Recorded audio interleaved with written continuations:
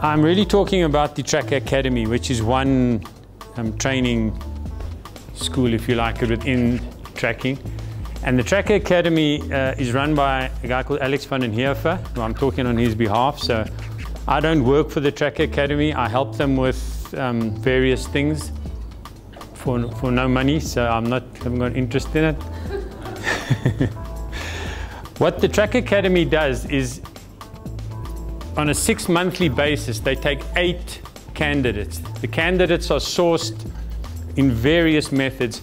Usually someone has noticed somebody from a disadvantaged background who has an interest in nature, and they seem to think he's a nice guy and he's interested and he's passionate, and they apply for him to come on one of these courses. So from quite a number of candidates, they go through one of these selection processes, which I agree with. I think it was Fred said that is almost the crucial thing. 8 are selected. They spend 6 months at a lodge called Samara, which is outside Graafrenet.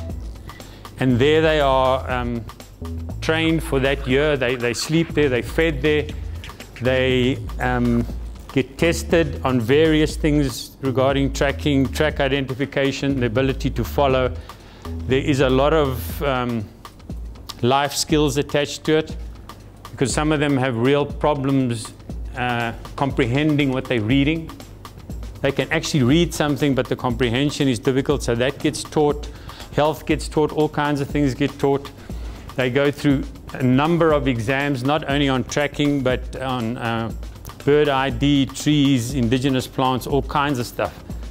They write tests almost on a weekly basis. At the end of the 6 months, they have a final exam, which is a multiple subject exam. They then move from Samara to Londolozi, where they go through a similar thing, but obviously in a very different habitat. The trainers are different.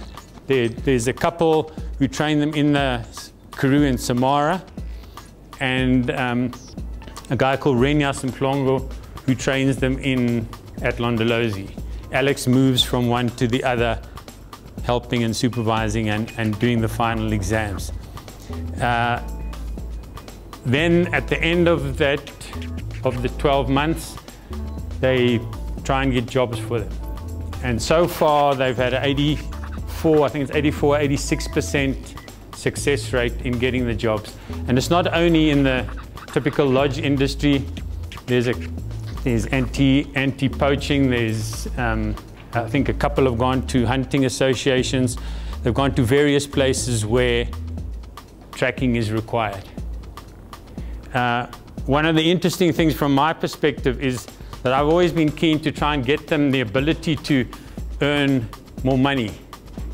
And someone like Renyas, who is the trainer at Londolozi, he makes a reasonable amount of money, and he stayed as a tracker. He hasn't moved on. He's just been so exceptional as a tracker and a communicator and all kinds of things that he makes money in his passion. Because you can easily get this Peter principle where people get promoted out of their area of expertise just because there's more money. So the biggest factor to me is that the trackers are passionate to learn, because this ability gives them, the places give them this ability to learn. From a point of view of life skills, I'll give you one example. That the last time I went to Londolozi, the vehicle stopped and I was walking up to it expecting to shake hands with them all on the vehicle. They all pile off the vehicle and rush up to you and greet you. Now that is not chance, that has been taught into them. And that is impressive. It's impressive to me, who I deal with corporates. They have better manners and more exciting greeting methods than almost anyone I've ever met. And they've got lots of other things, but they're coming from a place of disadvantage, and they have this interest in tracking, which is being formulated. If I change my hat and put on the guiding hat, because I have worked as a guide, I'm a qualified guide. If I come to this career development, which I think Nicolette brought up, a few people have brought up. I go to lots of lodges every year, lots in my work. And the biggest problem I encounter at these lodges is that the guides are tired. They've been there, the lodges abuse them time-wise, so they are tired. They know what that animal is. Some of them don't even bother to tell you what it is. I've sat next to a herd of wildebeest where eventually one of the guests said, what is that thing called? So you have to maintain the passion, you have to maintain the energy, you have to maintain a lot of things before you're going to get anywhere near professionalization.